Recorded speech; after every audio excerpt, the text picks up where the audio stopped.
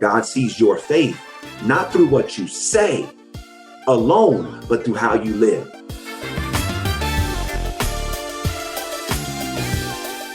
You're listening to the Redefining Wealth podcast with Patrice Washington. In today's episode, I sit down again with award-winning film producer, New York Times bestselling author, and acclaimed motivational speaker, my friend, Devon Franklin. He says it's time to live free.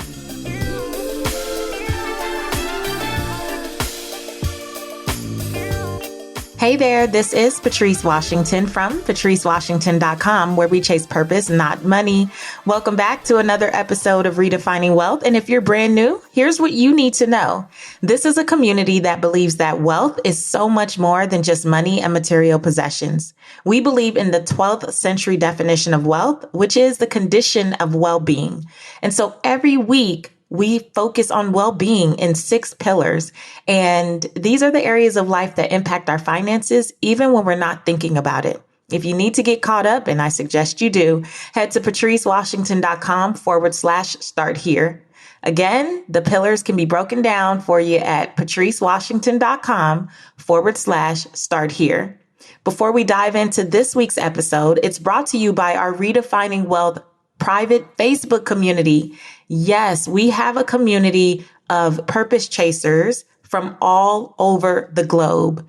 I don't believe that greatness can be created in isolation. You need people and you need like-hearted, not just like-minded folks around you. So join our free Facebook community at IamAPurposeChaser.com. You'll get to meet purpose chasers who are near you. Yes, in your own country, wherever you are. You can suggest show topics and guests and even get early access to upcoming events and programs. Purpose chasers always know first. So join us at IamAPurposeChaser.com. I walked around with Devon Franklin's book for 2 months as I was entering my 40th birthday. And so many of the revelations and the downloads and the breakthroughs that I've experienced over the last couple months have come from me reading Devon's latest book, Live Free, Exceed Your Highest Expectations.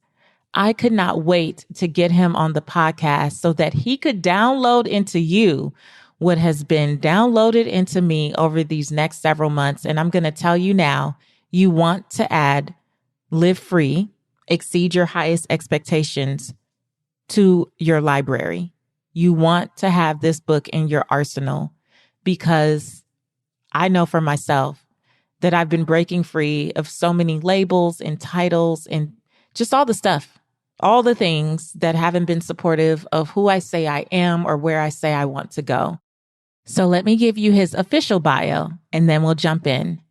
Devon Franklin is an award-winning film producer, New York Times bestselling author, and motivational speaker, known for his multiple bestselling books, including The Truth About Men, The Success Commandments, The Weight, co-written with his wife, award-winning actress Meagan Good, and produced by Faith. Devon is also the president and CEO of Franklin Entertainment, a dynamic multimedia entertainment company with a first-look film deal at Paramount Pictures, a second-look film deal at Netflix, and an overall deal at CBS TV Studios. He's also a University of Southern California alum, Fight On, and he's back with his highly anticipated 5th book, Live Free, set to release this month. Without further ado, here's my friend, Devon Franklin.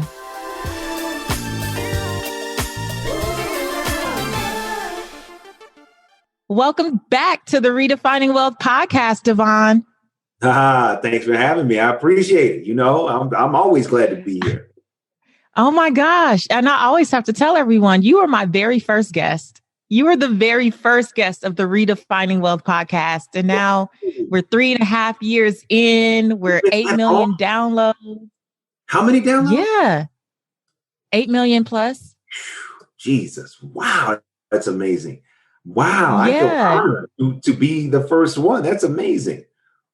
Yeah, you were my very first interview, which it was weird. I guess because it was you, it was so comfortable. Although I was not comfortable. I was nervous I was nervous, but that conversation was one of the first that really made me feel like, man, I can do this. Like I feel at home. Yeah. And after we were done, you were like, man, that was good. I didn't even feel like that was an interview. And I was like, okay, this is good. You got this. Yes. So we were just talking before we started recording. 5 books in 10 years. That you want to know? That's the definition of crazy. Crazy is 5 books in 10 years. Yes. This is the 5th book. I don't know. It's crazy. I'm just, I have ideas and thoughts, and, thankfully publishers have wanted to publish the work and people have bought the book. So, well, I feel like every time I read one of your books, it's at the exact time that I needed it. So I don't know if it's this connection where God is downloading to you so you could speak to your sister. I don't know what it is, but I have to tell you, so my audience knows, late 2020, I got the download that my word for 2021 would be contentment.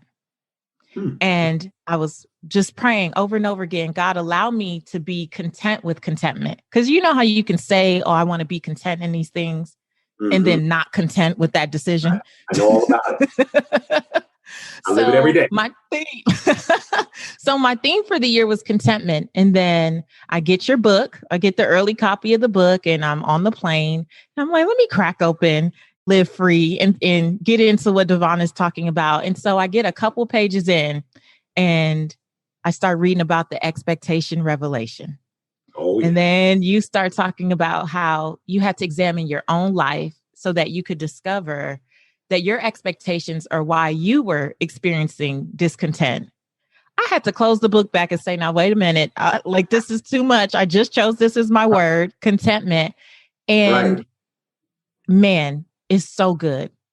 It is so good. You did it again. Okay. So let's get to that moment where you realized that your expectations were why you were experiencing discontent. And what did that look like for you in that season? Yeah, listen, it was a gradual process. And it's kind of like why I wanted to write the book, because so often we don't even realize gradually we are not really happy. We're not completely content. We're wanting more. We're chasing. It's like, okay, this is great. I got this. Now I want that. And again, there's nothing wrong with expansion. I mean, we all want to grow and expand. However, when we can't find the contentment in a moment, and we continuously find discontent and we continuously find disappointment, then we got to look at, okay, what's going wrong here? Because is life really supposed to be a series of disappointments and then we die? That's it, right? I don't think that's how it's supposed to go. So for me, I just kept noticing that, I would achieve, something but still be disappointed or not completely happy. And then I started to say, what's really going on? And I began to analyze, it's my expectations. Got it. Because I expected this to go one way and it went another. I'm upset. Now, was it a problem with the way that it went? No, it went the way it was ordained to go. The problem was what I expected of it. And that wasn't met. So as I started to do this work, people came to me for help for a wide variety of reasons. And I started to see, we all have the same problem, but the symptom is expectations. And so as I started to do that work and really begin to unpack what expectations are, I began to see that expectations are the secret software that run our life. We're not really reacting to the events of life. We're reacting to what we expected of those life events. We're not really reacting to people. We're reacting to what we expect of people.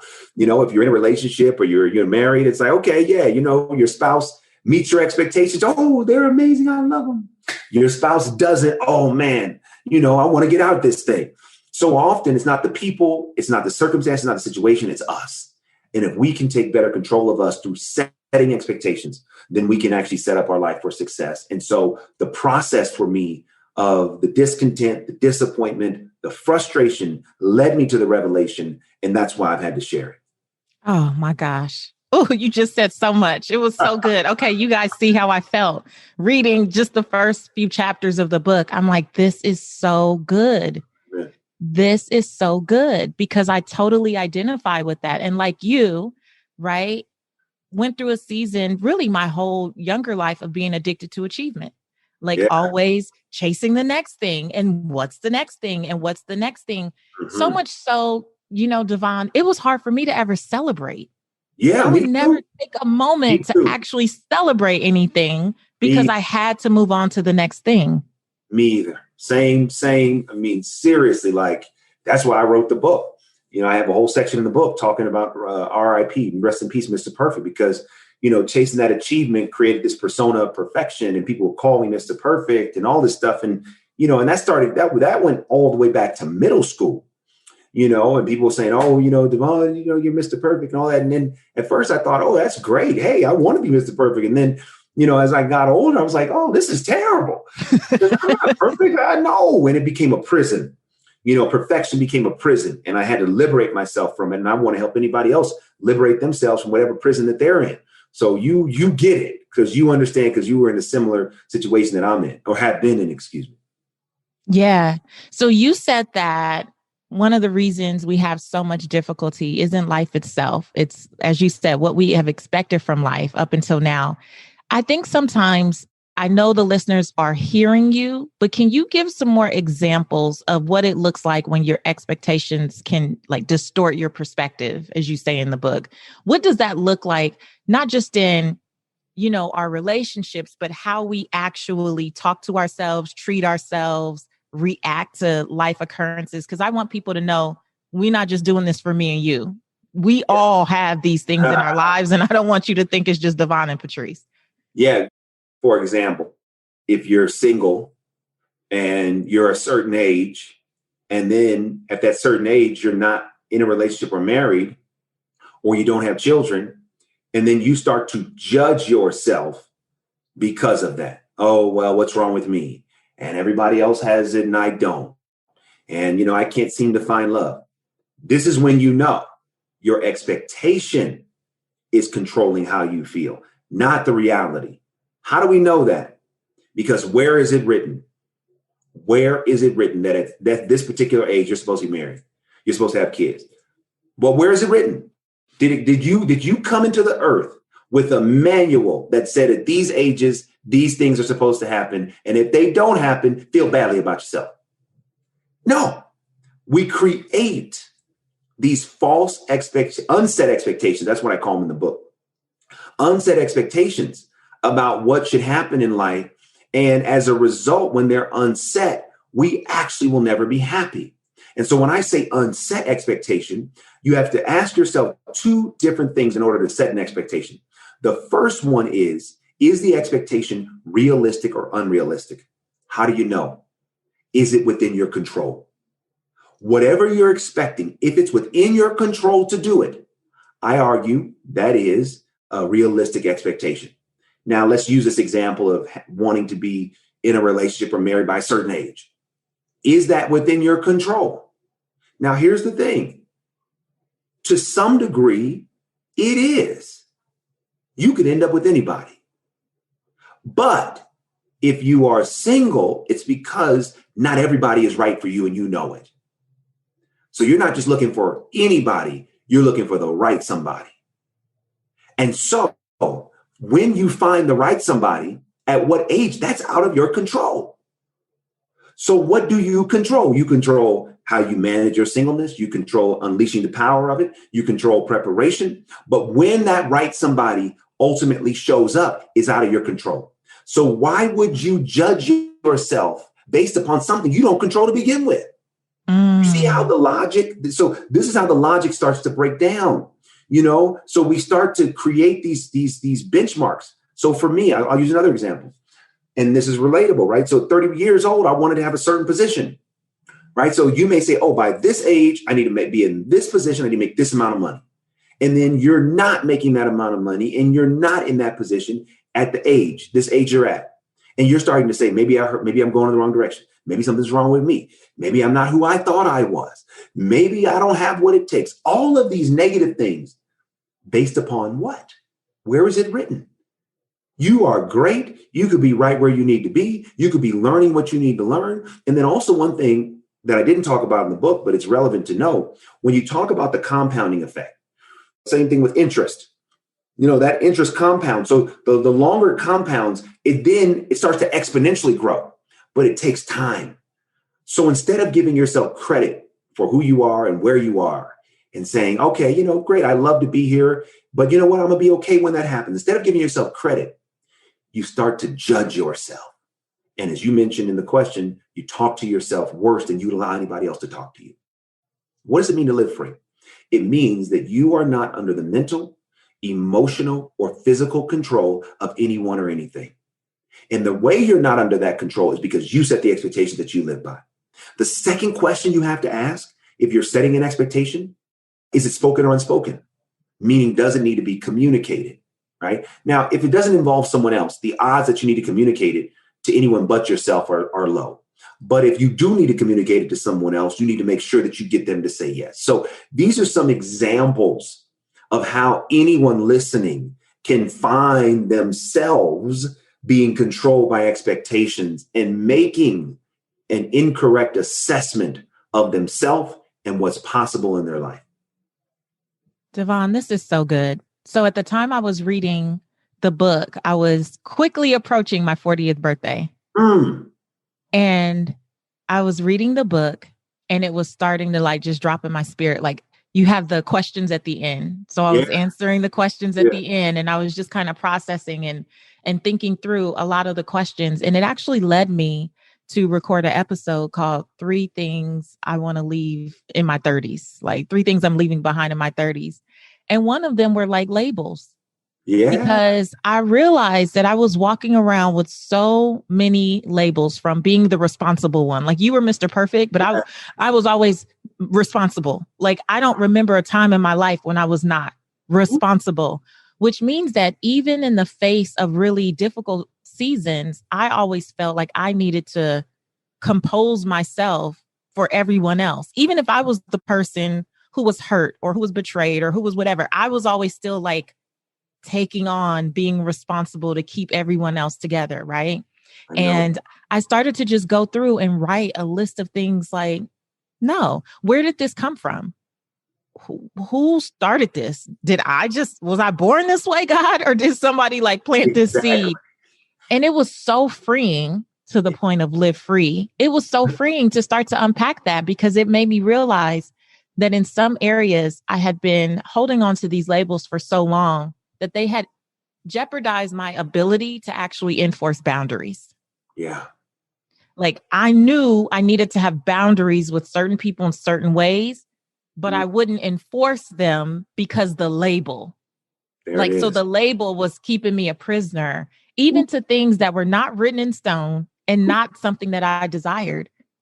And Patrice, listen, these labels, I think, impact all of us. And to the point about boundaries, I talk about this in the book.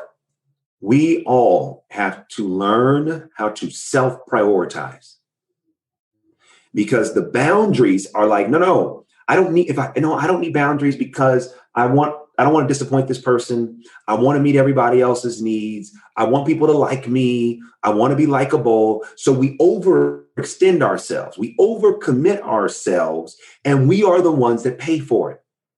In order to live free, you got to self-prioritize.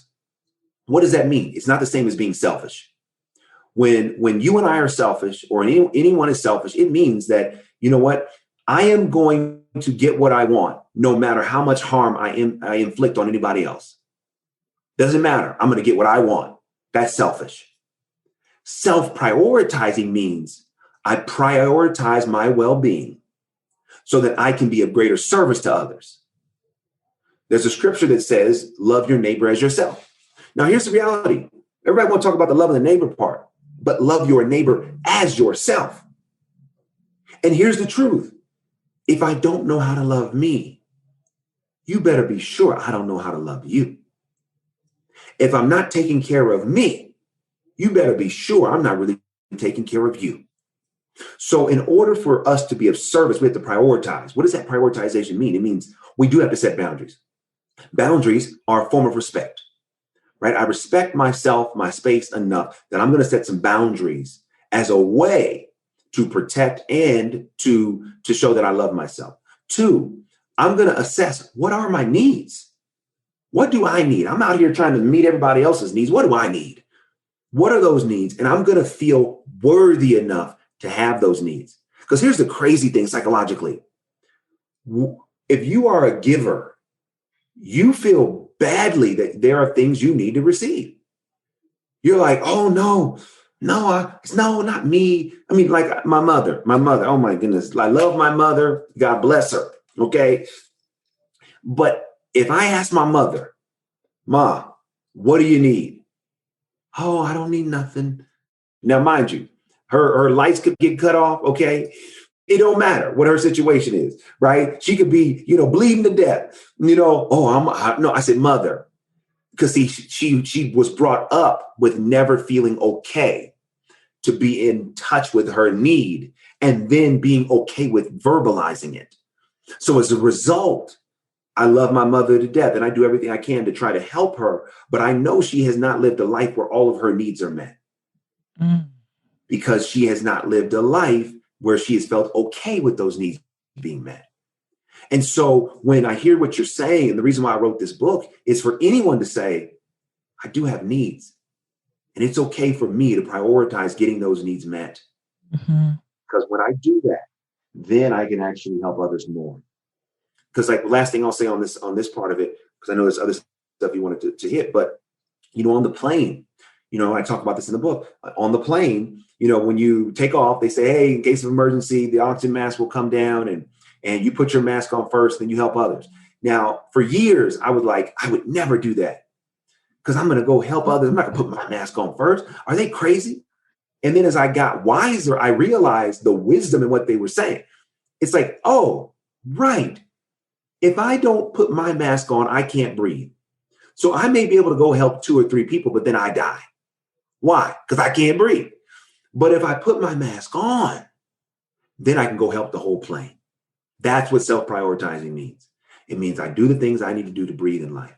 I do the things I need to do to keep myself free, joyful, and peaceful. And as I practice those things, I'm then able to be of greater service to everybody else. That's so good. In the book, there's a section under don't do it for culture, only do it for you, right? And so I have to read this. I don't even want to butcher it. I want to read it. Because you talk about the fact that you rather see us disappoint somebody else rather than disappoint ourselves by not being who we really are.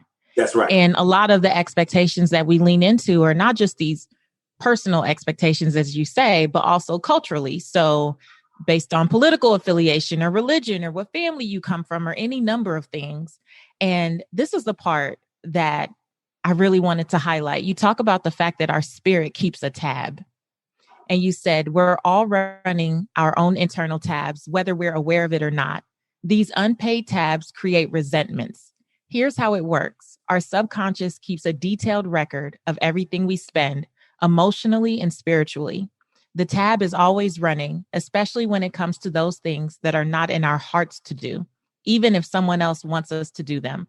Not only do these resentments build up, but the anxiety builds, the pressure builds, and the discomfort builds. We may not even be aware of how much those negative emotions are building until the bill comes due. That's when we blow up, we do something we can't believe we did, and we say something we can't believe we said. That was so hey, let's talk good. about the truth, okay? Let's just give the truth, because it's true, and we don't realize every compromise we make. And when I say compromise, I'm not talking about the type of compromises that you make inside of a relationship to like, okay, do you want to, go to, STK or do you want to go to, Ruth Chris? All right. You want to go to Ruth Chris? Fine. I'm not talking about those type of compromises. I am talking about fundamentally compromising who we are, fundamentally compromising our voice. And anytime we make those type of compromises, our spirit keeps a tab. We are actually aware of every time we live outside of truth. Every time we live outside of freedom. It's not like we just, oh, you know what? I compromised my voice in that situation. I compromised to be in that marriage. I compromised to be in that, in that relationship. I compromised to be in that job. It's not like, oh, I just do it without having to ever pay for it. No, same way. If you could take a credit card, you may not know what you're charged. You may not know what it is. But once you get that bill, you say, wow, I can't believe I charged all that. So when we have those Yeah. blow-ups, I can't believe that I felt that way. And then also the other danger is that sometimes it doesn't even come out in a blow-up. It can come out in overeating. It can come out in what we watch. Like, you know what? I'll get to that tomorrow. I'm going to sit and, Netflix and chill, right? There's nothing wrong with that. But when Netflix and chill becomes your main priority and you can't get done, you keep procrastinating, you can't get done the things you want to do, it may be because you are so overextended and the spiritual tab is so great, you find relief wherever you can get it. Even if it's doing things that are detrimental and aren't leading you where you really want to be. We are not perfect. We are all human. And in that humanity, we have flaws. There's a price to pay when we don't live free. There is a price to pay. A price to pay. Oh, when yes. we don't live free. So, Devon, this brings up something else, because there's an area for me in particular that I really struggled with pretty much since the whole George Floyd murder. Yeah. And the social justice uprising and all the things, is because, I identify as a Christian, but yet I felt very conflicted because so many things that I saw from people who also identify as Christian did not line up for me. Yeah. And it was that constant back and forth, to your point about like, well, now I'm betraying what feels right for me if I just go along to get along, or sit here and have these conversations and act like this is not a thing. As a Black woman in America, this is definitely a thing for me. Sure. And I feel conflicted. Mm-hmm. So when you find yourself in those positions, those compromising positions where it is safer to just get along, to go along type of thing, or to be quiet or to not use your voice, how do you decide when you lean into living free? Is living free like the mandate 10 times out of 10? Or are there ever circumstances where you feel like it's better to possibly just walk away and not even that's still deal with it? Free. Yeah. So living free is 10 out of 10. Like, you got to do it. And I challenge everyone to make it their practice in every situation. Now, part of living free in that regard can be wisdom.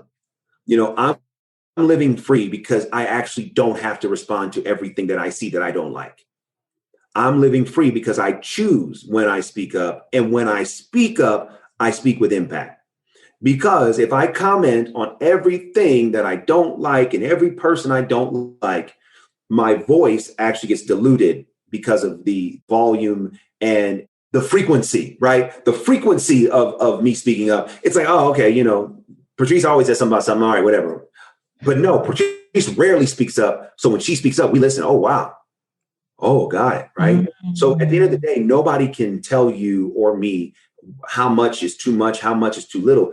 Assessing what's going on internally. Are you feeling compelled to speak up because you feel the pressure of what others are expecting of you? Or are you speaking up because it's what you want to say and you don't really care what anybody else expects? That's how you know.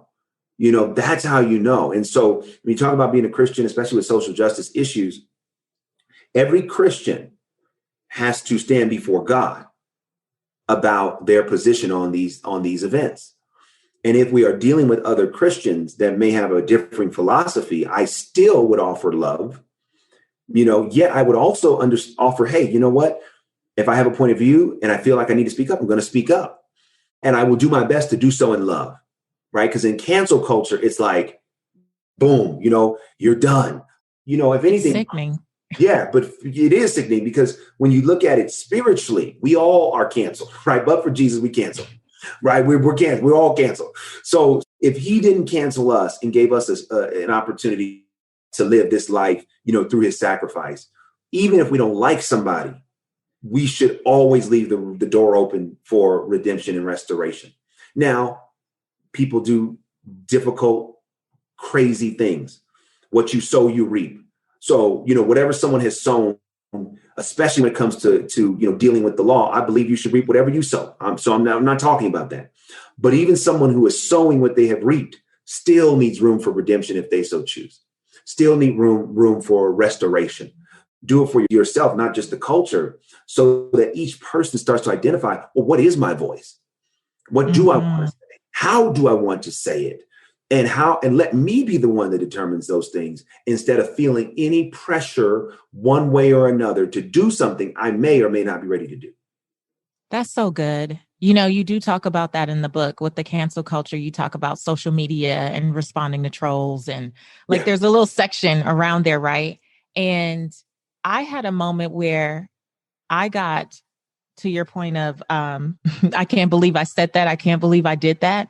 I posted something one day that within hours I felt awful. Like I was checked in my spirit. Mm. And I immediately, once I really like sat there with it, I went and deleted it. But I forgot that all of my Instagram posts go to my Facebook. I didn't even think about that, right? Because I barely manage my social media. So I didn't even think about Yeah. that. And several months later, maybe 4 or 5 months later, I ended up losing a brand deal because they found that post. And I don't regret what I said in the post, but I regretted the tone that I used because I know that my voice matters and Sure. that I could have said the same thing and left people with their dignity. Yeah. Right. So we can agree to disagree. We can agree that we're not on the same page with this. But I told my agent, I said, I don't regret what I said. I regret the tone in which I said it Mm. because tone matters.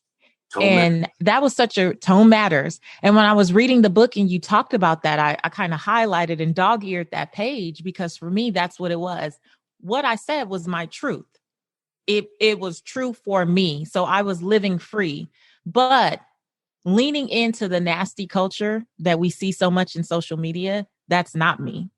Right. That's not how I really live my life. Me either. I And- feel no, I can't do it. Can't do it. yeah. And I got carried away and got caught up and just was consuming all of this stuff, like all of the thought pieces by a lot of people that I know and that I follow. And then I just like got into it and I'm like, no, it wasn't what I said. It was the tone in which I said it. Yeah. And I think that that's the thing too about living free, to your point, is just having the ability to choose for yourself. You just choose for yourself. Yeah. And I don't think I chose wisely in that moment, but it was a great lesson. And I ended up sharing it with my coaching clients. Like, this is what happened. And this is why I say these things. But I love that you even touched on that. Even with the cultural piece, I have a lot of listeners who are listening that are immigrants. And you talk even about the expectations of dealing with family members. And, you know, I'm Belizean. And I'm Belizean. And for many years, I think it's maybe just recently, my dad is finally starting to see that I actually have a real job. I think he's thought I was playing around for the last decade or so. But you just talk about all these different areas. And I love that you have us do so much reflection in the book. But again, I want to make sure that we know it's not just expectations in our romantic relationships, which I love your baked chicken story with Meagan. Yes. You have to read the book so you can get that. That's right. You got to read the book to hear about the baked chicken. It's not just personal relationships. It's not just, you know, your familial relationships. It's not just culture as a whole. It's literally every part of our lives. This thing is running, to your point, in the background, in the subconscious. And I know that there's people who are going, well, Devon, if I start to really be aware of these expectations and I manage them, then how do I live in expectancy, especially as a person of faith? How can I still expect God to do great things and not have expectations? Right. So the key is, you know, I talk about this in the book. It's not about having no expectations, you know, because I've had periods of time where I said, fine, I'm not going to expect anything. And, you know, it's like blood pressure, you know, when it's too low, it's a problem, and it's too high, it's a problem. You got to calibrate it. You want to keep it just right. So when you talk about great expectancy, you know, in God, so this is one of the reasons why I wrote this book, because especially people of faith, they put too much on God, period. I had to throw my church hands up. It's too much. Too much on God. God is saying, don't put that on me. I gave you a mind. I gave you a brain. I gave you a body. I gave you the ability to think, process, comprehend. I gave you cognition. I gave you metacognition. I've given you all of these things right? So the reality sometimes, that's why I really harp on the book about setting expectations. And sometimes the reasons why we are the most devastated, especially as people of faith, is because we expected God to do something, right? That was an unset expectation. So what I mean by this, so again, I don't mean to get super deep, but there's a chapter in the book called Faith is the Real Sixth Sense. And I use this story in the book of Acts, where there's a beggar that goes to the beautiful gate, and Peter and John are there, and they're going into the temple, and he asks for money, right? And at first, they say, "Hey, look at us," and so it implies that he wasn't looking at them, and so it implies that he was not looking with expectancy. And ultimately, they end up saying, "Hey, we can't give you money, but we'll give you." In the name of Jesus Christ of Nazareth, get up and walk. And he gets up and walks. Why is that important? Because, see, as people of faith, we sometimes we would have been the beggar, but never showed up at the beautiful gate. We would have been the beggar at home. Lord, when you gonna come heal me? Lord, when you gonna come bless me? Lord, when you gonna give me this money I need? Not participating, right?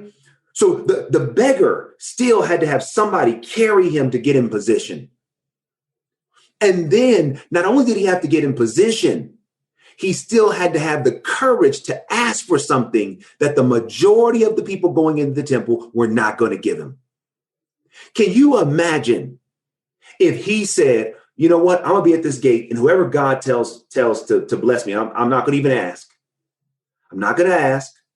The word says life and death in the power of the tongue, right? That's what the word says, right? The word says you have not because you ask not. But sometimes as believers, what do? I'm not going to ask. God's going to tell him. God's going to tell him what I need. We would have sat there at that gate, not asking for what we needed. And then Peter and John was like, all right, well, we're going to keep moving. The reason why they stopped, the reason why their routine was disrupted is because someone made a request. So the reason why I say this is that so often as people of faith, we are guilty of having unset expectations that are unrealistic and expectations that are unspoken.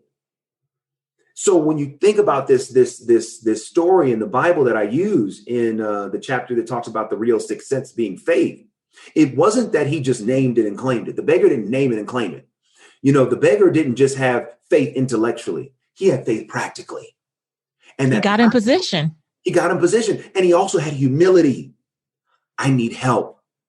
I can't do this on my own. There's no victory without vulnerability. Do you know how vulnerable he had to be to keep showing up every day with no guarantee that he would ever make the amount of money he needed to be self-sustaining? Now, mind you, he wasn't going to the gate to be healed. He was going to the gate just to get enough money to make ends meet. But this is the beauty of the God that we serve. When we set our expectations and we participate in the process, we serve a God who not only meets those expectations, but exceeds them. But we don't serve a God that wants to subsidize and supplement our faith when we don't actually exercise it. The whole Bible, the whole thing, look at the book of Romans. Our faith makes us acceptable to God. So one of the reasons why certain things don't happen in our life, not because God hasn't ordained it, but God is saying, if you don't participate, I cannot subsidize your lack of participation. I can't subsidize your lack of discipline. I can't subsidize your procrastination, because if I do, and I release to you what I have planned, and you have not done your work, you're going to squander it. Let's go real quick to the prodigal son. The prodigal son in the scripture, he wanted what was his. He wanted an advance on his inheritance. You're not supposed to get the inheritance until your father or your mother passed away. He said, listen, I'm not going to wait until you die, Dad. I want the inheritance now. So his father released to him what was his. He was supposed to get it later, but his father released it in the present. What was meant for the future, he released it in the present. Now, what we see in that example, now, mind you, that's a story Jesus is telling. It's a parable. What we see in that example, here's what happens when something gets released before the person has the capacity to handle it. They lose it. They squander it. They waste it. Why? Because they don't have the capacity, the process, Participating gives us the capacity to handle whatever God has already ordained to be released. So this is all about, this whole answer is all about expectancy, specifically relating to God. If we expect him to do something, it's not about rubbing a genie in a bottle, right? You have an expectation that God is going to bless this podcast. Okay, so what does your expectation look like? You don't sit in your room and you wait for, oh man, I hope the guests come. Hope I can book a few guests. No, what do? You focus on it. You prepare, you curate, you market, you publicize, you build the sponsorships. Why? Because you have an expectation that God is going to do more with your offering than you can do yourself, but you still got to have an offering. You still got to have something in your hand. You're not saying, oh, God, just bless me with a podcast. You're like, no, God, I got this podcast. I want to use this for your glory. Please make up the difference for what I can't do on my own.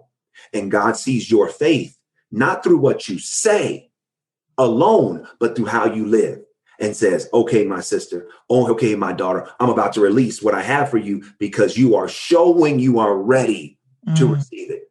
So that expectation is not a false hope or a hollow hope. It's not a wish. Right? That expectation means a strong belief on what will happen in the future. So when we have that belief, we allow that belief to be experienced in what we do, how we show up every day, how we live, how we dress, how we move, how we breathe. When we believe God is going to do something, it's not, oh, I hope one day. No, I believe it, so I'm going to get ready for it. Mm-hmm. I believe it, so I'm going to live like it. I believe it, so I'm going to talk like it. And the more that we do that, we will be shocked at how we get the release. But when we have an expectancy with no participation, we will always be disappointed. Well, this has been another episode of, that was a mic drop. Like, what are we? Come on, Devon. Yes. Question, shoot, I just answered. Lord have mercy. So good. Here at Redefining Wealth, what you described is what we call giving God something to bless.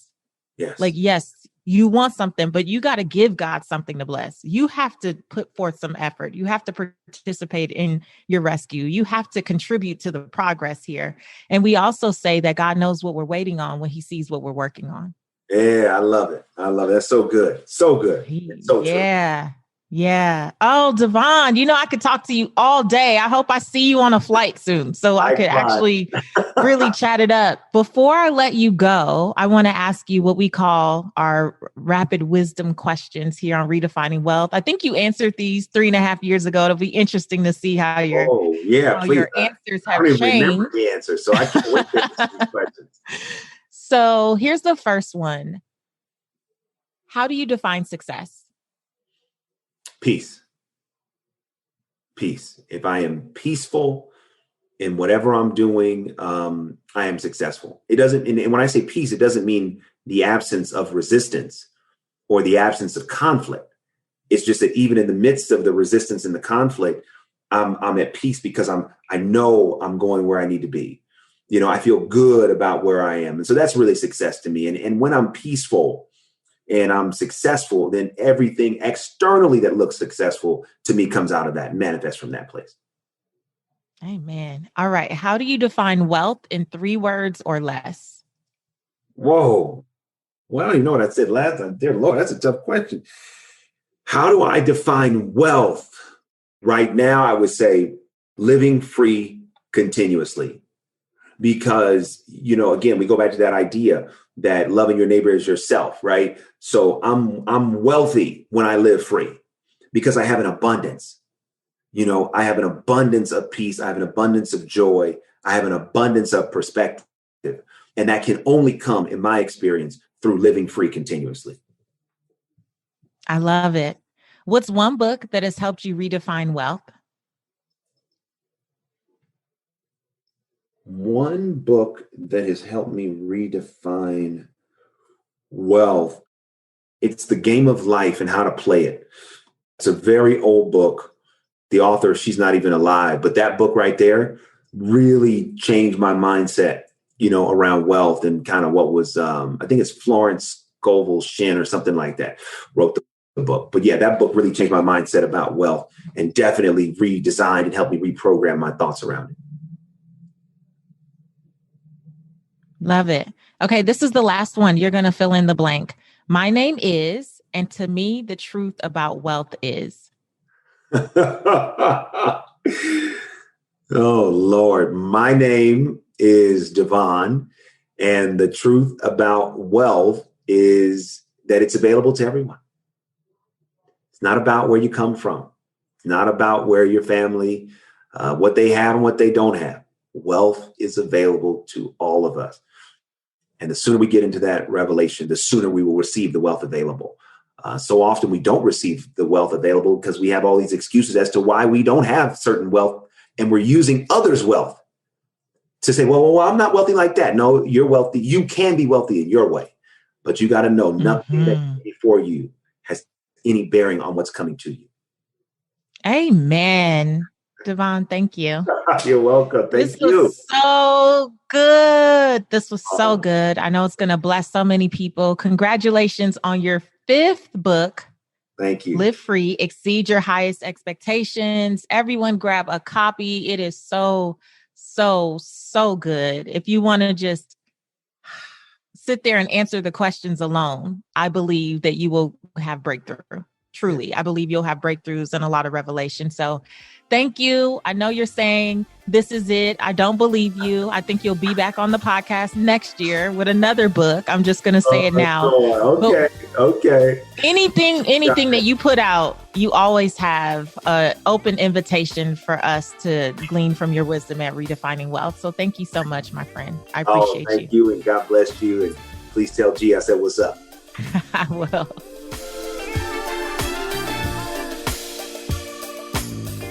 Ooh, okay. Don't say I didn't warn you that you would go to church today. Oh my goodness. Was that not awesome? I know it was awesome. You got to find me in social media, Seek Wisdom PCW, tag Devon at Devon Franklin. Come over to the Facebook group, wherever you can get to one of us and share your biggest takeaway from this episode. I don't care who you are. I don't care where you're from. I don't care what you've experienced. Here's what I know. You have some unset expectations, and they are making you miserable. And until you deal with those, there's no way for you to ever live in the true peace and contentment that I believe is designed for all of us. And so I'm telling you, Live Free has been helping me. I truly believe that it will help you.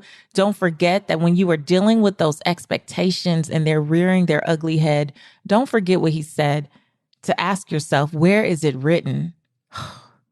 If you just read that section of the book and how he goes deeper, oh my gosh. Remember, there's no victory without vulnerability. So we're going to have to be okay with going deep, with asking ourselves these tough questions, with possibly unpacking it with someone else. I don't care if it's a therapist, a good friend that has some sense. You need to do this work, because so much of what you say you want, what we say we want, is on the other side of just doing this work. Let me tell you, Live Free is so good.